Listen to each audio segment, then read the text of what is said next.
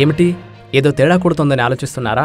ఒంటి మీద హిజాబ్ ఏమిటి, వీపు వెనకాల కాషాయ జెండా ఏమిటి అని కన్ఫ్యూజ్ అవుతున్నారా? మ్యాటర్ అలా ఉంది మరి. ఈమె ముస్లిం యువతే, పేరు షబ్నం, ఊరు ముంబై. ఈమె గురించి దేశమంతా మాట్లాడుకుంటోంది. షబ్నం భుజంపై కాషాయ జెండా, వీపుకు రామమందిరం ఫోటో కట్టుకుని అయోధ్యకు కాలినడకన బయలుదేరింది. ఈమెకు శ్రీరాముడంటే విపరీతమైన భక్తి.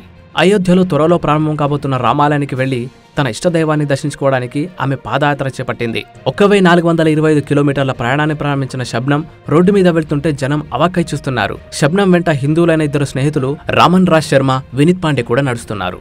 రోజుకు దాదాపు 30 కిలోమీటర్ల దూరం నడుస్తున్న ఈ భక్త బృందం ప్రస్తుతం మధ్యప్రదేశ్లో ఉంది. మతపరంగా సున్నితమైన ప్రాంతాల్లో వీరు వెళ్తున్నప్పుడు మహారాష్ట్ర ప్రభుత్వం 3 మహిళలతో పోలీసులతో రక్షణ కల్పించింది. తను ముస్లిం అయినా రాముడంటే తనకు అపార భక్తి విశ్వాసాలు ఉన్నాయని షబ్నం చెప్తోంది. నేను సనాతన ముస్లింను. నా మతం నా భక్తికి అడ్డు కాదు.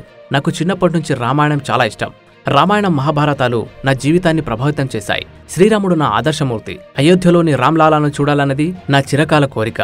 శ్రీరామచంద్రుణ్ణి ఆరాధించడానికి హిందువై పుట్టాల్సిన అవసరం లేదు. మంచి మనిషిగా ఉంటే చాలు. రామభక్తికి ఎల్లలు లేవు. రాముడు అందరి దేవుడు అని షబ్నం అంటోంది. ఆమె రామభక్తిని ఇంట్లో వాళ్లు కూడా అడ్డుకోకుండా ప్రోత్సహించారు. షబ్నం అయోధ్యలో రాముడిని దర్శించుకున్న తర్వాత అక్కడికి సమీపంలోని ధనిపూర్లో నిర్మిస్తున్న మసీద్కు వెళ్లనుంది. యూపీ సీఎం యోగి ఆదిత్యనాథ్ను కూడా కలుస్తానంటోంది. షబ్నం రామభక్తి పాదయాత్రపై సోషల్ మీడియాలో కొందరు తీవ్ర విమర్శలు సంధిస్తున్నారు. కొందరు హెచ్చరికలు జారీ చేస్తున్నారు. అయినా ఆమె భయపడకుండా ముందుకే సాగుతోంది.